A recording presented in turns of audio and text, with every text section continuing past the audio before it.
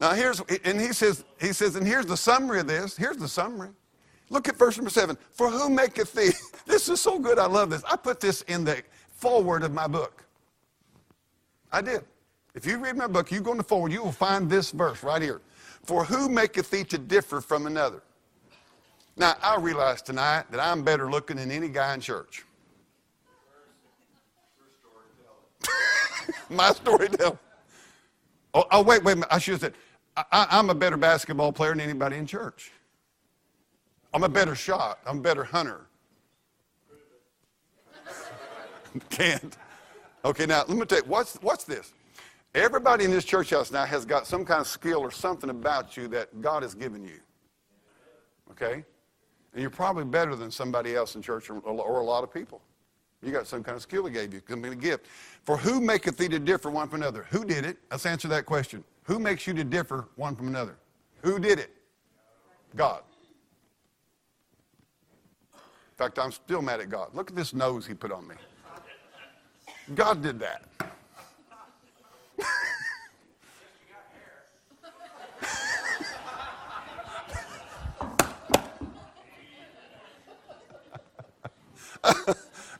Who maketh thee to differ? I mean, you know what he's really saying? You don't like yourself? Blame God.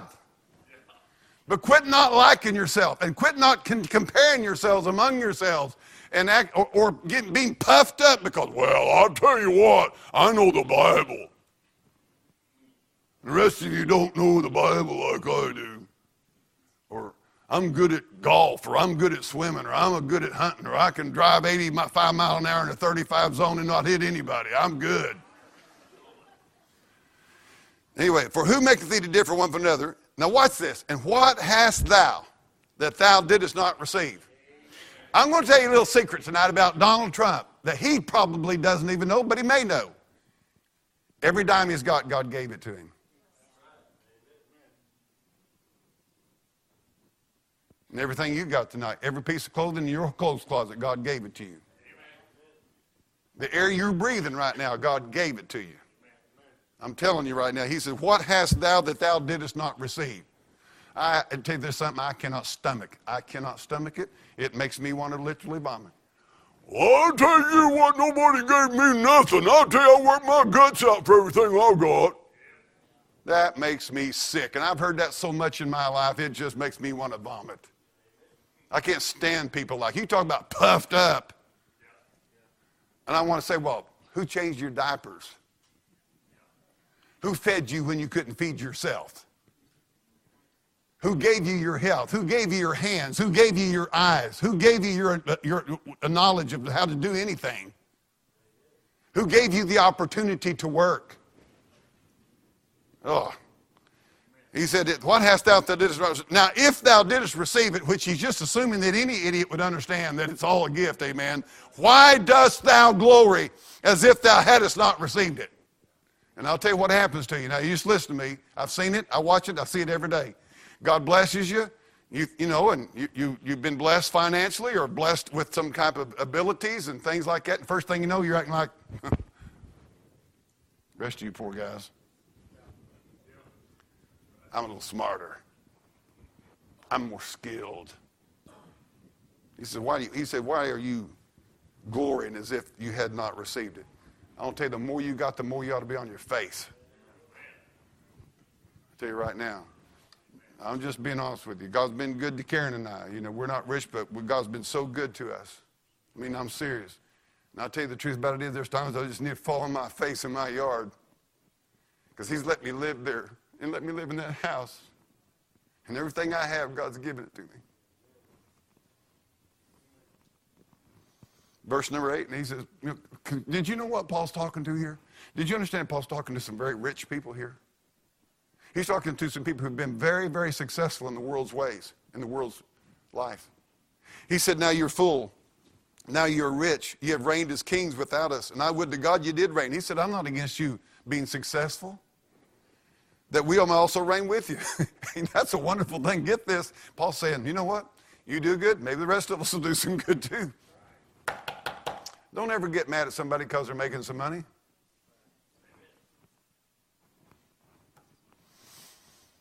Verse 9, for I think that God has set forth us, the apostles, last as we're appointed to death. Oh, so you want to serve God? Well, get ready. Watch what Paul says happens. For we are made a spectacle in the world. You ready to be made a spectacle in the world?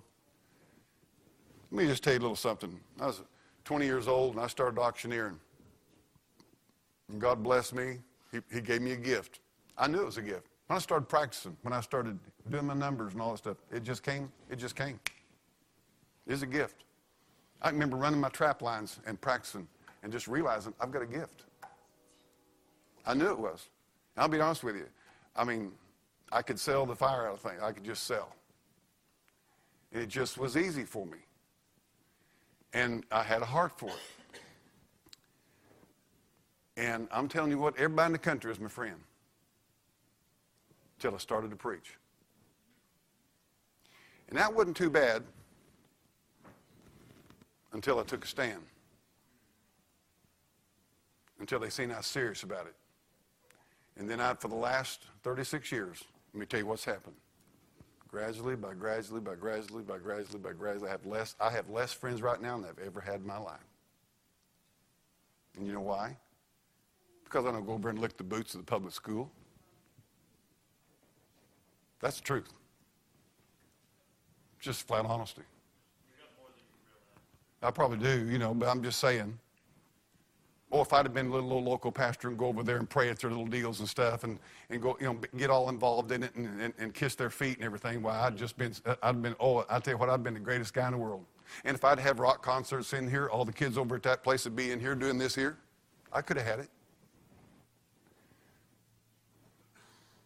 You come out for Christ, I'll tell you what, God will thin them out. You watch what I tell you. I'll give you something. You tell me how many people was with Jesus when he died. When he came to the end of his ministry. You tell me how many people was Paul when he came to the end of his ministry. He said, all men are forsaken me. I'm going to tell you right now, when you decide to follow Christ, you just got to get ready for it to start thinning out. Amen?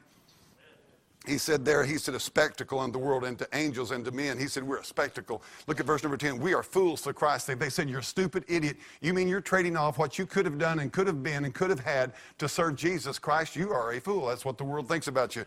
And then he says, but ye are wise in Christ. We are weak, but ye are strong. Ye are honorable, but we're despised. Even unto this present hour, we both hunger and thirst and are naked and buffeted and have no certain dwelling place. Woo! That tells me I don't know anything about serving God. I haven't served God till I haven't had no certain dwelling place. But I want you to look at what he says here, verse number 12. And labor working with our own hands. I like that. Amen. Being, what's this? Reviled, we bless. Being persecuted, we suffer it. Verse 13, being defamed, we entreat. We are made as, what's this? The filth of the world. And can I tell you tonight, you listen to this preacher, that's what this world thinks of you. They look at true Christian people as the filth of this world. Now, I want to give you another one. I'm telling you, filth's a heavy word, but look at the next thing. And are the offscouring of all things unto this day. You know what offscouring is? That's that gunk in your pans. That's the gunk from food for a few days on a pan. And they used to call it scouring the pan. You clean the stuff, the residue of what was cooked off the edge of the pan. It's nasty. He said, we're considered the offscouring. And by the way, if you don't understand that yet, that's what the world thinks of true Christianity. Jesus said, marvel not that the world hates you. They hated me before it hated you. Now that doesn't mean, now you listen to me, Paul is not on a self-pity trip here. Paul is just stating it how it is. You don't need to feel sorry for yourself because if you live for Jesus, you suffered the loss of some family or friends or opportunities or business or whatever it may be, or opportunity or things that you could have done. You don't need to feel sorry for yourself about that. In fact, remember the rewards? Okay? You're just making a good trade. Whosoever will lose his life for my sake, the same shall save it. And so he's not feeling sorry. He's just stating it how it is. By the way, this is why, in honesty, this is why so many young people, they're growing up, they're coming up through their 13, 16, 19, 22, and they're looking at it and they're saying, what's the best use I can make of my life? And when they don't see the eternal perspective, it's like, hey, why not go for it? Let's make money.